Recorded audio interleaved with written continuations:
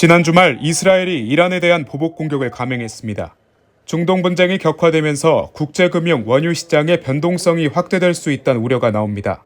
경제관계장관회의에서 최상목 경제부총리는 중동 사태를 언급하며 범부처 비상대응 체계를 통해 모든 가능성에 대응하겠다고 말했습니다. 최 부총리는 한국의 산업 경쟁력을 높이기 위한 대책도 언급했습니다. 우선 반도체 산업은 반도체 산단 조성과 용수 지원, 저리대출 프로그램 등 26조 원 지원 패키지를 차질 없이 추진하겠다며 송전 인프라 구축, 반도체 전문 인력 양성 등 추가 지원 방안도 마련하겠다고 전했습니다. 석유화학의 경우 부가가치 기술 개발과 친환경 전환을 촉진하고 2차 전지는 특화단지 인프라 지원과 함께 공급망 안정화 기금을 통해 안정적인 원재료 수급을 뒷받침할 전망입니다. 아울러 최 부총리는 올해 세수 결손에 따른 민생 경기 영향을 최소화하겠다며 올해 세출 예산을 최대한 차질 없이 집행하겠다고 강조했습니다. 같은 날 기획재정부는 종합국정감사에서 세수 결손에 메울 구체적인 방안을 내놨습니다. 빚을 지지 않고 자체 가용 재원을 활용하겠다는 방침인데 기금 특별회계에서 최대 16조 원을 끌어와 세수 결손을 메꿀 계획입니다. 또 지방교부세와 지방교육재정교부금은 6조 5천억 원 감액하고 추후에 보존하는 방식으로 운용할 예정입니다. 서울 도심을 가로지르는 경부선 지상철로. 서울의 중심지와 생활권을 단절시키고 이로 인해 주변 지역의 쇠퇴를 가속화한다는 지적에 따라 정부가 추진하는 철도 지하화 통합개발 1차 선도사업 공모에 서울시가 도전장을 내밀었습니다. 사업 희망 대상지는 용산역과 영등포역 등을 지나는 경부선 일대와 청량리역, 서빙고역 등을 지나는 경원선 일대로 총 68km에 달하는데 지상에 세워져 있는 역사 부지도 포함하면 서울 여의도 크기에 달합니다. 철로가 사라진 지상 부지에는 녹지 공간과 문화시설을 구축하겠다는 계획입니다. 경기도에서는 경부선과 안산선을, 인천시에서는 경인선을 놓고 철도 지하화 사업을 희망하고 있습니다. 수도권 외 지역에서는 부산과 대전이 철도 지하화 사업 제안에 나섰습니다. 부산은 경부선의 구포 가야 구간의 차량 기지와 부산 진역과 부산역 등 총 11.7km 구간을 지하화하거나 복개해 지상 구간의 철도 유후 부지와 역세권 일대를 개발할 것이라고 밝혔습니다. 대전에서는 대전역 일대의 별도 상부 공간에 인공 구조물을 세우고 대전 조차장을 다른 곳으로 옮긴 뒤 그곳을 개발한다는 계획을 세웠습니다. 각 지자체별 제안서에는 사업 희망 구간을 비롯해 예상 소요 비용과 재원 마련 방안 등이 담긴 것으로 전해졌습니다. 국토부는 이들 5개 지역이 제출한 철도 지하화 통합개발 제안서 검토에 들어갈 예정이라면서 관련 개발 전문가들로 평가위원회를 구성해 서면과 현장 평가를 거쳐 12월 중으로 1차 대상 사업지를 선정할 것이라고 밝혔습니다. 추가로 내년 5월까지 2차로 추가 사업 제안 접수를 받아 전체 지하화 대상 노선을 확정하고 내년 말쯤 철도 지하화 통합개발 종합계획에 담을 예정입니다. 실외 자율주행 로봇 유비, 주문 물품을 싣고 도로 위를 주행합니다. 카메라로 주행 환경을 파악해 목적지까지 배달을 곧잘 해냅니다. 이 로봇은 배달, 순찰을 넘어 다양한 용도로 활용될 예정입니다. 이는 로봇 파운데이션 모델 중 하나로 대규모 딥러닝 기술이 토대입니다. 혁신적 AI 관련 연구의 중심축이 될 국가 AI 연구 거점이 양재 서울 AI 허브의 문을 열었습니다. 하나, 둘, 셋!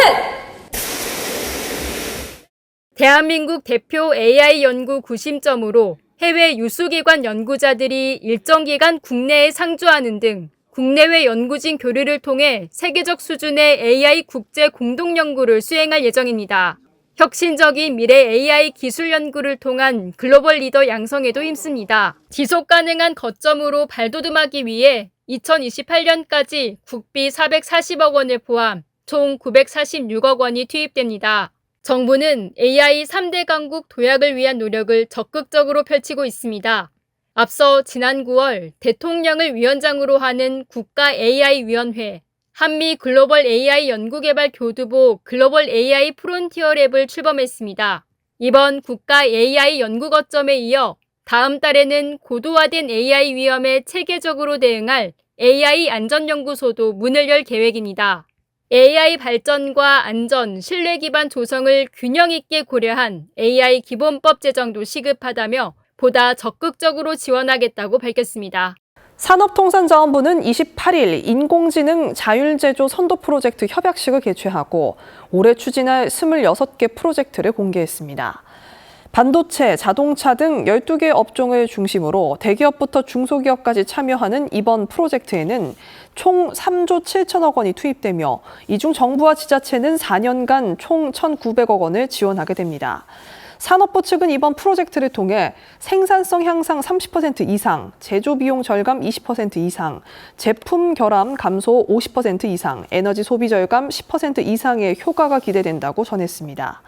산업부는 올해 프로젝트 26개를 시작으로 2027년까지 200개로 확대할 계획입니다. 자, 신국진 기자, 대통령 직속 기구인 이 경제사회노동위원회에서 정년 연장 합의안이 빨리 나와야 한다, 이런 얘기가 나왔다고요? 네, 경사노위는 현안 중 가장 중요한 의제로 정년 연장을 꼽았습니다.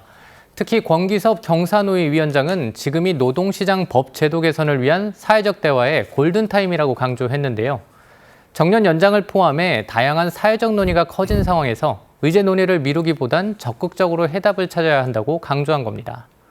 한덕수 국무총리도 정년 연장 문제에 대해서는 사회적 합의가 필요한 사안이라는 점을 강조한 적이 있는데요.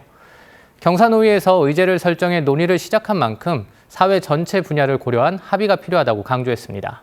현재 여러 안을 두고 이야기를 나누고 있지만 노사의 입장차를 좁히거나 동의한 건 아닙니다. 경사노위 권기섭 위원장은 고령자의 계속 고용이 우선순위라는 것을 강조한 건데요. 세대 간 균형과 노사 간 균형이 마주치는 접점이기 때문에 이 부분을 정리해야 한다고 설명했습니다. 앞으로 공론화를 통해 여론 추이도 듣고 국민적 공감대를 형성하는 일련의 작업이 필요하다고 설명했습니다. 우리 사회에서 이 정년 연장에 대한 논의가 이렇게 활발하게 이루어지는 이유, 어디에 있을까요? 네, 가장 큰 이유는 고령화입니다. 우리나라의 법정 정년은 2016년 한 차례 연장된 뒤 9년째 60세를 유지하고 있습니다. 하지만 총 인구의 20% 이상이 60세 이상인 초고령사회 진입을 불과 한 해 앞두고 있는데요. 이제 은퇴 후 재취업은 흔한 일이 된 상태입니다. 통계를 보더라도 지난달 60세 이상 취업자는 지난해 같은 시기와 비교해 27만 2천 명 증가한 674만 9천 명이었는데요. 이는 관련 통계가 집계된 이래 최대 규모입니다. 20대와 30대 청년층은 물론 50대도 처음으로 제쳤습니다. 자, 앞에서 이 문제에 대해서 노동계와 경영계의 입장 차이가 크다고 했는데요. 어떤 부분에서 차이가 있는 건가요? 네, 현재 이 문제는 경사노위 인구구조 변화 대응 계속고용위원회에서 논의하고 있습니다. 현재까지 8번의 회의가 열렸지만 노사 간 이견이 원화코 좀처럼 속도가 나지 않고 있습니다. 우선 노동계는 법정 정년을 65세로 올리자는 입장인데요. 한국노총은 지난해부터 정년을 65세로 연장해 국민연금 수급 개시 연령과 통일하자는 주장을 펼치고 있습니다. 반면 경영계에서는 법정 정년 입장이 명확히 반대하고 있습니다.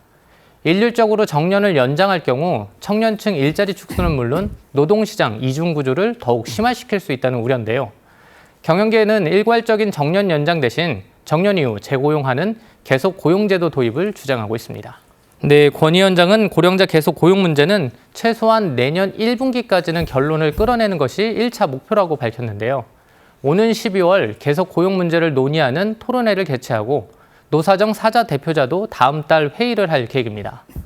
정부에서는 행안부가 최근 공무직 근로자의 정년을 현재 만 60세에서 만 65세로 단계적으로 연장하기로 했는데요. 현재 만 60세인 1964년생은 63세, 1965년에서 68년생은 64세, 1969년생부터는 65세로 정년이 연장됩니다. 행안부 공무직의 정년 연장은 다른 공공기관에도 영향을 줄 수 있을 것으로 보이고요. 공무원과 민간기업, 근로자의 정년 연장 논의에 불을 당길 전망입니다.